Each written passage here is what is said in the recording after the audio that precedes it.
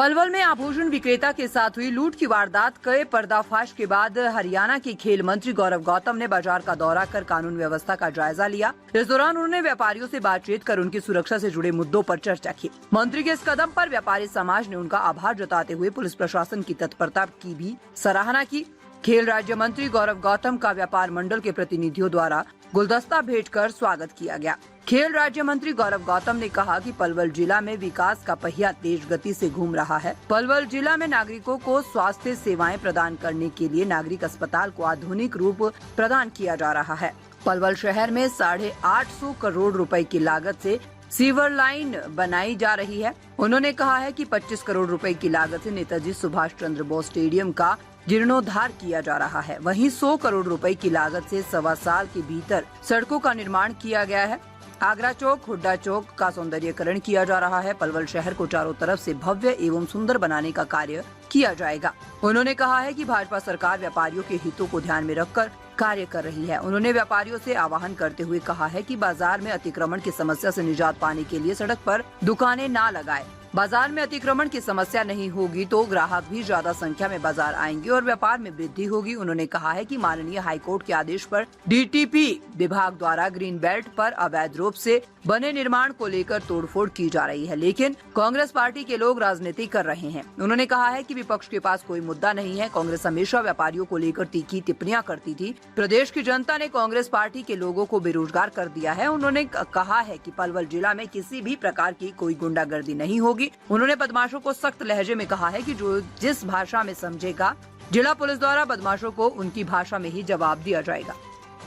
मंत्री जी क्या कहना चाहेंगे? आज व्यापारियों ने आपको बुलाया है, लूट जो है प्रशासन ने वापस करी है। पलवल शहर में एक बहुत दुर्भाग्यपूर्ण घटना हुई थी हमारी व्यापारी भाई के साथ, और उसका बहुत तेज गति से हमारी पुलिस ने निराकरण करते हुए सभी आरोपियों को, ज्यादातर आरोपियों को पकड़ लिया और आधे से ज्यादा पैसा रिकवर भी हो गया है। बचा कुचा पैसा है वो जल्दी रिकवर कराकर हम व्यापारी भाइयों को समर्पित करेंगे। और गुंडे बदमाश ये समझ लें, पहले भी एक धौलागढ़ गांव में इस प्रकार की लूट हुई थी। ये समझ लें, पलवल में गुंडागर्दी भूल जाएं, किसी भी कीमत पर गुंडागर्दी नहीं होगी। जो होगी तो जो जिस भाषा में समझेगा उसी भाषा में हमारी पुलिस समझाएगी, चाहे वो कितना ही बड़ा आदमी हो। बाजार में सीसीटीवी कैमरे लग रहे थे आज? बाजार में नहीं, जब से मैं 1 साल हुआ है, मुझे 1.25 साल हुआ है मुझे बने, तो मैं तो ये निवेदन आपसे भी करता हूँ कि पलवल में हॉस्पिटल कैसा बन रहा है, 850 करोड़ की लागत से पलवल की सीवर लाइन कैसी बन रही है, 25 करोड़ की लागत से पलवल का स्टेडियम सुधर रहा है, 100 करोड़ की लागत से 1.25 साल के अंदर सड़कें बन गई हैं। आगरा चौक का भी अब सौंदर्यीकरण हो, हुड्डा चौक का सौंदर्यीकरण हो, हुड्डा सेक्टर 2 में जहां से एंट्री होती है उसका सौंदर्यीकरण की शुरुआत है। और आने वाले समय पर हम पलवल को बहुत सुंदर और अच्छा बनाने के लिए आपको चारों तरफ काम होते हुए दिखाई देंगे। अभी 1.25 साल 1.5 साल हुआ, धीरे धीरे जब टेंडर लगता है, टेंडर आदमी लेता है और काम शुरू होता है, चारों तरफ आपको पलवल के अंदर काम दिखाई दे रहे होंगे और कहीं ना कहीं काम चलता हुआ दिखाई दे रहा होगा, कहीं काम रुका नहीं है। दुकानदारों ने इंक्रोचमेंट को लेकर भी शिकायत की है। हम व्यापारी भाइयों से आपके चैनल के माध्यम से निवेदन करते हैं, खुद ही वो उस इंक्रोचमेंट को हटाएं, जिससे ग्राहकों को समस्या ना हो। अगर ग्राहक ज्यादा आएंगे तो फायदा व्यापारी भाइयों का ही है। अब ये सरकार व्यापारी, किसान, मजदूर हर वर्ग की सरकार है। अब वो सरकार नहीं है जो कांग्रेस के नेता कहते थे कि व्यापारी खून चूसते हैं, वो सरकार नहीं। केंद्र संसद में बाजार में पुलिस गश्त रहती थी, अभी तो गश्त रहती थी, गश्त रहेगी, आगे भी शुरुआत हो जाएगी। शौचालय और पानी की समस्या तोड़ हुई है अभी, उस पर काफी जो है सवाल उठाए गए विपक्ष की तरफ से भी, और यहाँ जो ये सुंदर सोसाइटी बन रही है उन पर ऐसी तोड़फोड़ विपक्ष का तो काम है सवाल उठाना, और उसे करना भी नहीं चाहिए क्योंकि बेरोजगार हो गए हैं वो लोग। लेकिन उनको इस बात का कॉमन सेंस होना चाहिए कि माननीय न्यायालय, उच्च न्यायालय के आदेश हाई कोर्ट के, वो सिर्फ पलवल के नहीं, पूरे हरियाणा के लिए थे। और सुनिए मेरी, कांग्रेस का तो काम ही यही है, घर बैठा दिए लोगों ने, बेरोजगार कर दिए। कभी व्यापारियों को खून चूसने वाला कहते थे, कभी सनातनियों को ये कहते थे कि निकल नहीं पाएंगे अपने घर से मेवात में जाके, तो उनको दिखा दिया लोगों ने। पर बात यह है कि माननीय न्यायालय का आदेश था, उसको वो लोग समझदार है, इस बात को जानते हो माननीय न्यायालय का आदेश है, लेकिन आरोप तो लगाना उनका स्वाभाविक है, कोई काम है नहीं ना उनपे, आरोप भी लगाएंगे वो। उन्होंने ये कहा कि खुद गौरव गौतम ने अपनी कोठी के बाद कब्जे कर रखे हैं। मेरे घर के बाहर कब्जे, वहां सुरक्षा कर्मी, मेरे घर का आदमी कोई रहता नहीं है, सुरक्षा कर्मी और लोगों के लिए है वो, मेरे लिए व्यक्तिगत नहीं है। व्यक्तिगत के लिए मैं 4 दिन यहाँ रहता हूँ, सफिशिएंट घर है भगवान की कृपा। परेशान है बदबू से, पड़ोसी वहाँ खाली पड़ी है प्लॉट। मंत्री जी, केंद्रीय संसद में महिला आरक्षण बिल पास नहीं हो पाया है, कांग्रेस की मानसिकता खराब है, महिलाओं के खिलाफ है, महिला विरोधी है कांग्रेस।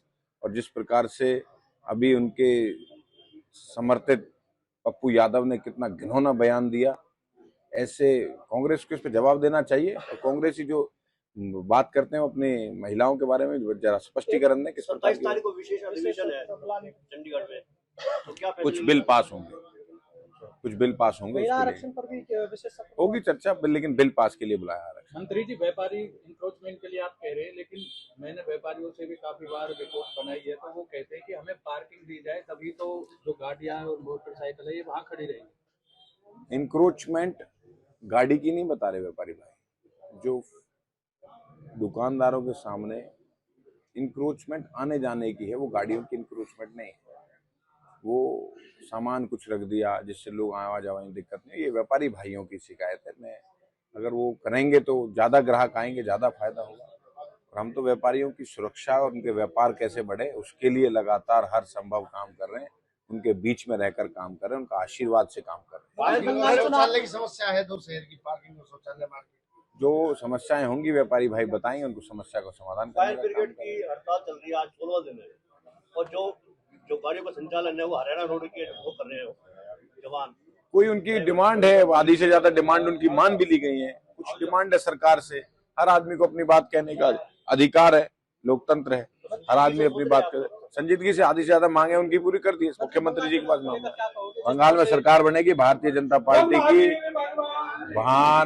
पार्टी की सरकार बनेगी, और जो बाबरी मस्जिद और हुमायूं की बात करते हैं उनको घर बैठाने का काम करेंगे। सामने आ रही है कि भाजपा के नेता वहां जाकर मांसाहार भी कर रहे हैं, और बाप बोला ना मैंने, बाबरी मस्जिद बनवाने के सपने जो सोच रहे कांग्रेस और टीएमसी, हुमायूं के लोग सोच रहे हैं कांग्रेस और टीएमसी, भूल जाएं इस देश में बाबरी मस्जिद नहीं बनेगी। कांग्रेस इस बात को भूल जाएं।